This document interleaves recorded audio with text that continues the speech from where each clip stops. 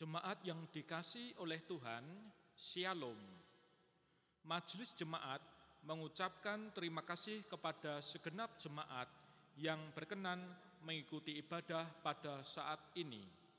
Jika saudara rindu untuk mengaturkan persembahan, dapat dikirim atau ditransfer melalui rekening yang telah disediakan. Mari beribadah dan mari memuji nama Tuhan.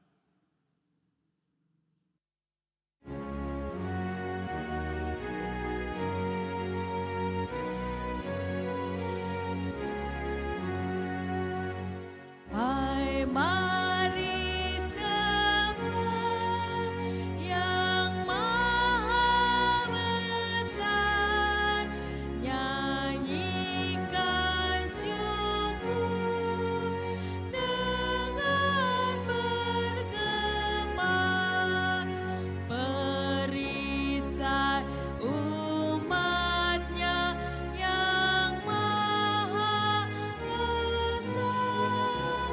Mulia namanya, tatanya megah.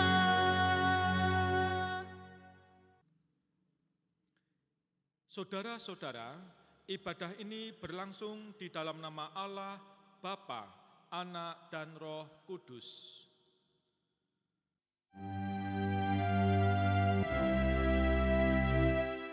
Amin, amin, amin.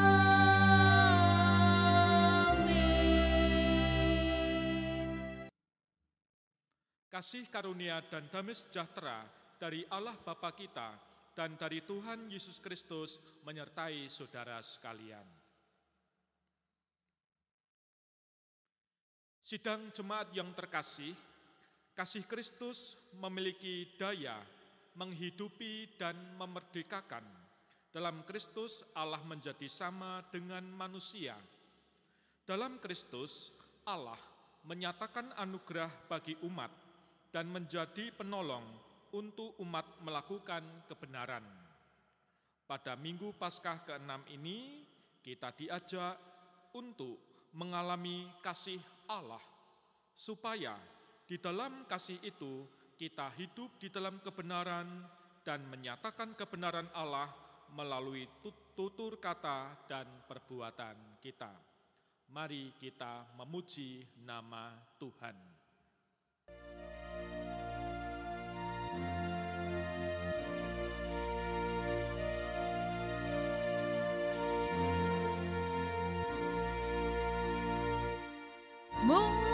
Muliakan Tuhan Allah, muliakan Tuhan Allah, muliakan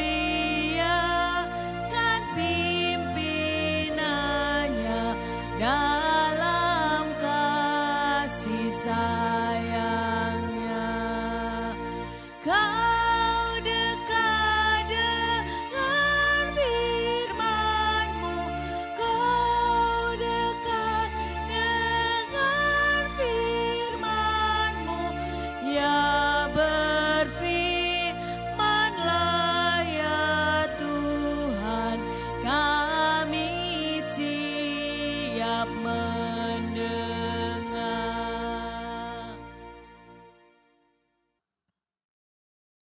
Mari kita berdoa. Ya Tuhan, pada saat ini kami hendak mendengarkan sabda-Mu. Berkatilah hati kami. Dalam nama Tuhan Yesus Kristus kami berdoa. Amin. Bacaan Injil diambil dari Injil Yohanes 14. Yohanes 14 ayat 15 sampai 21. Yohanes 14 ayat 15 sampai 21, Lembaga Alkitab memberi judul Yesus menjanjikan penghibur. Jikalau kamu mengasihi aku, kamu akan menuruti segala perintahku. Aku akan minta kepada Bapa, dan Ia akan memberikan kepadamu seorang penolong yang lain, supaya Ia menyertai kamu selama-lamanya, yaitu Roh kebenaran. Dunia tidak dapat menerima Dia, sebab dunia tidak melihat Dia dan tidak mengenal Dia. Tetapi kamu mengenal Dia, sebab Ia menyertai kamu dan akan diam di dalam kamu. Aku tidak akan meninggalkan kamu sebagai yatim piatu. Aku datang kembali kepadamu, tinggal sesaat lagi dan dunia tidak akan melihat aku lagi. Tetapi kamu melihat aku, sebab aku hidup dan kamu pun akan hidup. Pada waktu itulah kamu akan tahu bahwa aku di dalam Bapa-Ku dan kamu di dalam aku, dan aku di dalam kamu. Barang siapa memegang perintahku dan melakukannya, dialah yang mengasihi aku. Dan barang siapa mengasihi aku, ia akan dikasihi oleh Bapa-Ku, dan aku pun mengasihi dia dan akan menyatakan diriku kepadanya. Demikianlah Injil Yesus Kristus. Berbahagialah setiap orang yang mendengarkan dan memelihara firman Tuhan.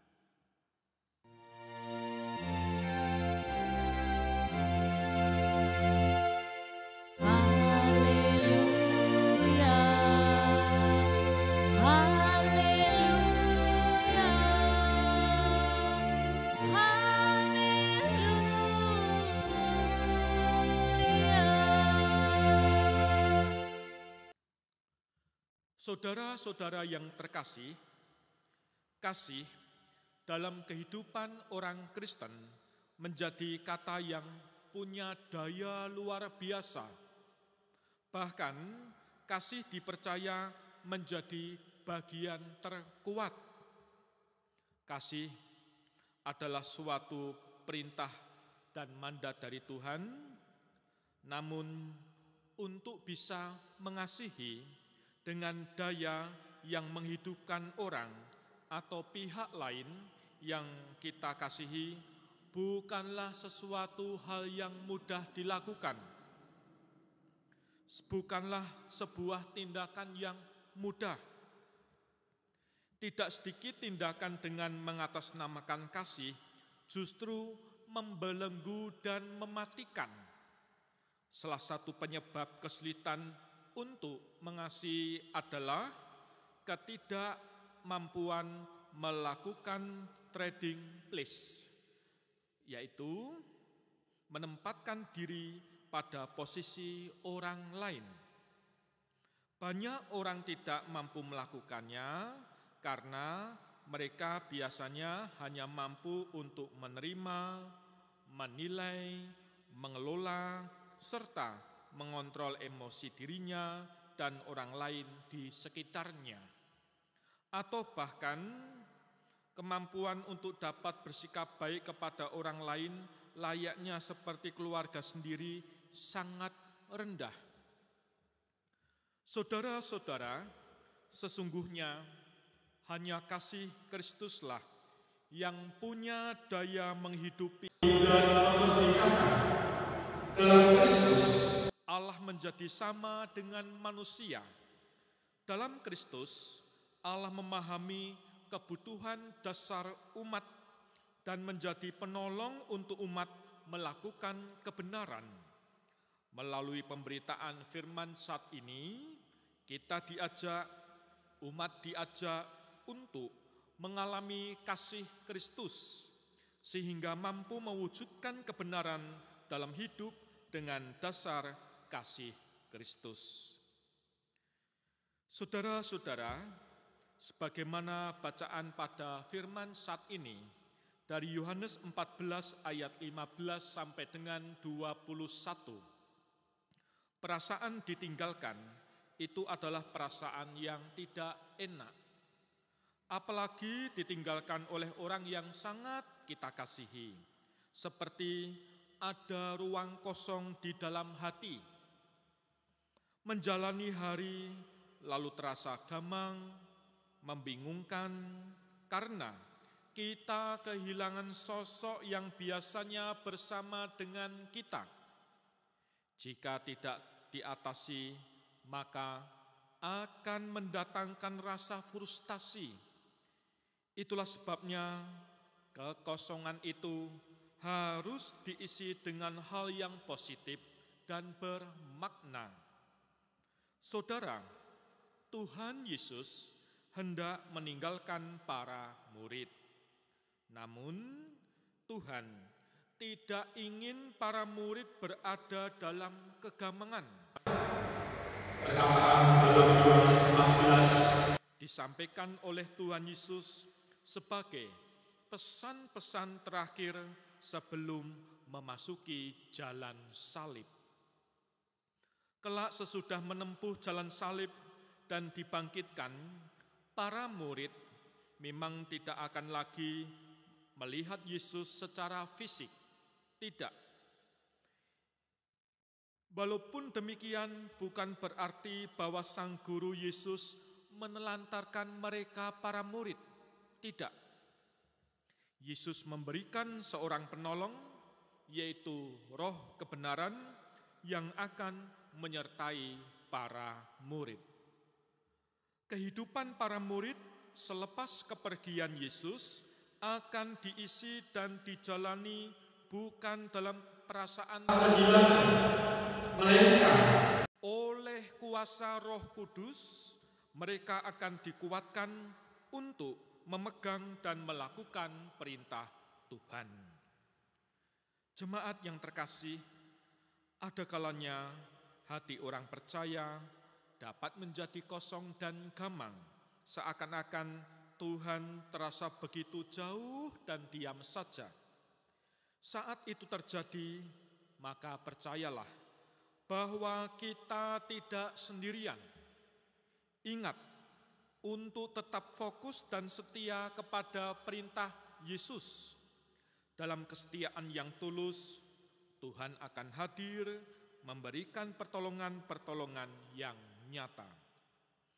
Penolong yang lain yang diutus untuk menyertai kita selama-lamanya ialah Roh kebenaran. Dunia memang tidak mengenal Dia, tetapi kita mengenal Dia. Dia akan menuntun kita untuk hidup dalam kebenaran. Perintah Tuhan tersebut dapat disingkat menjadi mengasihi Allah dan sesama. Upaya mengasihi Allah dan sesama terwujud ketika manusia terbuka pada kasih Allah. Pengalaman di kasih Allah membuat setiap orang mampu mengerjakan perintah hidup dalam kasih. Saudara-saudara, semua perintah Tuhan tersebut tidak akan mampu kita lakukan dengan kekuatan sendiri. Tetapi jika kita bersandar pada Roh Kudus, maka Ia akan memampukan kita. Jika kita mengasihi Tuhan dengan sungguh-sungguh, maka jika kita perintahnya tidaklah terasa berat. Tuhan tahu kemampuan kita. Beban yang Dia berikan pada kita tidak akan melebihi kekuatan kita. Dampak dari kasih Allah itu adalah kemampuan menjalankan hidup benar di tengah kenyataan kehidupan yang terkadang tidak bersahabat. Saudara-saudara yang terkasih, hidup dalam roh cinta berarti hidup dalam Roh Kudus yang penuh cinta kasih, karena Roh Kudus itu adalah Roh Allah, dan Allah pada hakikatnya adalah kasih. Roh Kudus itulah yang akan menjadi roh penolong bagi kita, para murid, bagi kita semua, agar kita mampu menjalani hidup seperti yang Allah kehendaki, yaitu cinta kasih. Injil Yohanes 14 tadi menyatakan, "Jikalau kamu mengasihi aku, kamu akan menuruti segala perintahku. Aku akan minta kepada Bapa, dan Ia akan memberikan kepadamu seorang penolong yang lain, supaya ia menyertai kamu selama-lamanya, yaitu Roh kebenaran. Roh Kudus itu adalah roh yang menciptakan kehidupan. Roh yang membuat kita hidup dalam arti yang sesungguhnya. Roh di dalam kita adalah aliran-aliran kehidupan. Di dalam diri kita ada roh cinta. Proses pembentukan Roh Kudus itu terjadi di dalam kehidupan sehari-hari, juga di masa-masa sulit, di mana ada kebencian, di mana ada fitnah, hal-hal yang tidak disukai, seringkali tersebar dan ditebarkan. Karena itu, kebenaran harus kita lakukan dan kita nyatakan. Jangan takut, Roh Kudus ada pada kita. Jangan ragu, jangan malu, jangan takut untuk bertahan dalam kebenaran karena Kristus dan juga karena ada roh kebenaran, yaitu Roh Kudus. Tuhan memberkati. Amin. Saat hening untuk kita.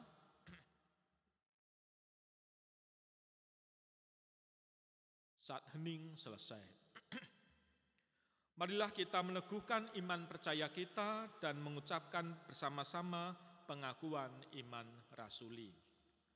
Aku percaya kepada Allah Bapa yang Maha Kuasa, Khalik langit dan bumi, dan kepada Yesus Kristus, Anak yang tunggal Tuhan kita, yang dikandung daripada Roh Kudus, lahir dari anak darah Maria, yang menderita di bawah pemerintahan Pontius Pilatus, disalibkan, mati dan dikuburkan, turun ke dalam kerajaan maut. Pada hari yang ketiga, bangkit pula dari antara orang mati, naik ke surga, duduk di sebelah kanan Allah Bapa yang Maha Kuasa, dan akan datang dari sana untuk menghakimi orang hidup dan yang mati. Aku percaya kepada Roh Kudus, gereja yang kudus dan am, persekutuan orang kudus, pengampunan dosa, kebangkitan daging, dan hidup yang kekal. Amin. Silakan duduk. Mari kita berdoa. Ya Tuhan, kami datang kepadamu, menyerahkan keberadaan keluarga kami satu persatu. Orang tua, adiuswa, para kasepuhan yang sudah purna dan pensiun, Tuhan berkati. Demikian juga orang tua yang bekerja, mencari nafkah, bekerja keras untuk mencukupi kebutuhan keluarga, Tuhan sertai. Demikian juga anak-anak yang sedang bersekolah, kuliah, sudah lulus mencari pekerjaan, bergumul dalam jodoh, yang bekerja, dan yang sudah berkeluarga. Tuhan bimbing dan Tuhan kuatkan. Pekabaran Injil di muka bumi melalui sekolah Kristen, lembaga Kristen, rumah sakit Kristen, Tuhan beri perlindungan sehingga pewartaan Injil tetap dapat dilakukan. Bangsa dan negara Indonesia, kiranya Tuhan menyertai dan memberkatinya. Pemimpin bangsa diberi kebijaksanaan dan hikmat, rakyat Indonesia dapat mendukung dengan baik. Dalam nama Tuhan Yesus Kristus kami berdoa. Amin. Saatnya kita mengaturkan persembahan. Saudara, mempersembahkan hidup adalah wujud ibadah yang sejati. Salah satu aspek hidup kita adalah harta benda yang kita miliki. Firman Tuhan berkata, "Karena itu saudara-saudara, demi kemurahan Allah, aku menasihatkan kamu, supaya kamu mempersembahkan tubuhmu sebagai persembahan yang hidup, yang kudus, dan yang berkenan kepada Allah. Itulah ibadahmu yang sejati." Dengan penuh ucapan syukur, kita membawa persembahan yang sudah disiapkan dari rumah masing-masing. Sebelum melakukan persembahan, mari kita memuji nama Tuhan.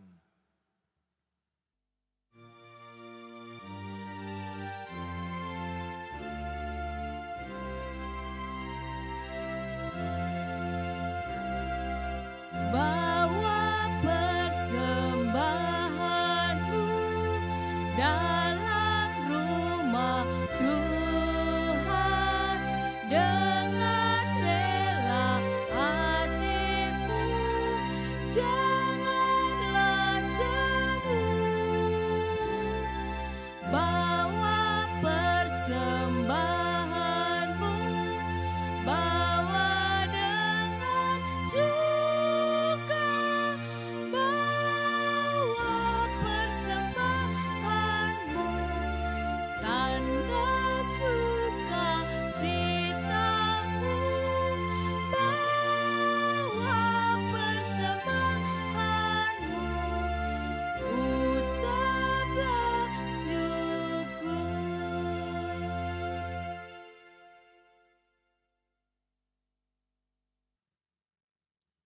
Mari kita haturkan persembahan kita di dalam doa.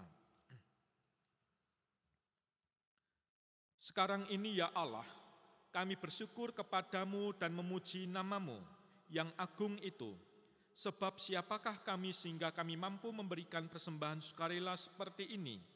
Sebab daripada mula segala-galanya dan persembahan yang kami berikan kepadamu, dan kami berdoa dalam nama Tuhan Yesus Kristus yang telah mengajar kami berdoa.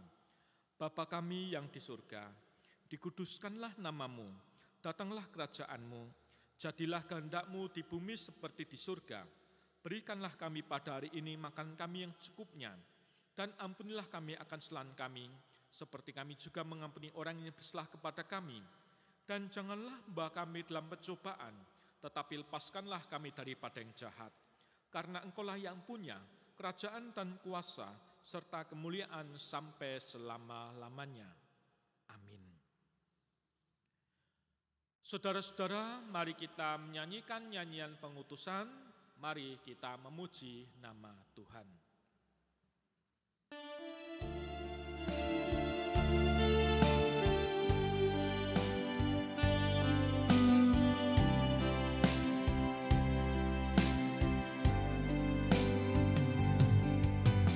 Jauh timur dari barat, Engkau membuang dosaku. Tiada Kau ingat lagi pelanggaranku.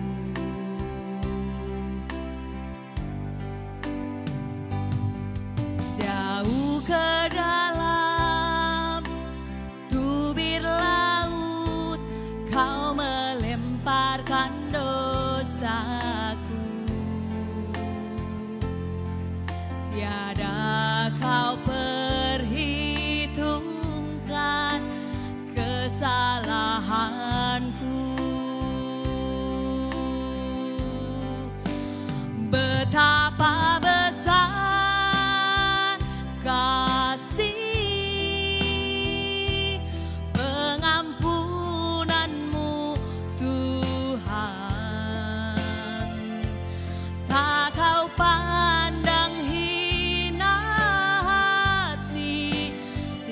hancur.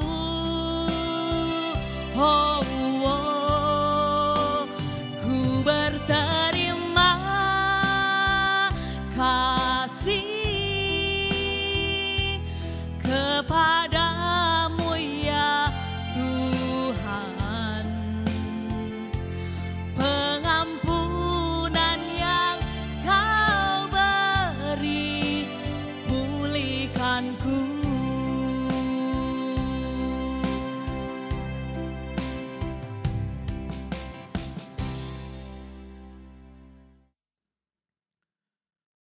Saudara-saudara, mari kita hundur dari rumah ibadah kita masing-masing dan arahkanlah hatimu kepada Tuhan serta menyambut berkat-Nya.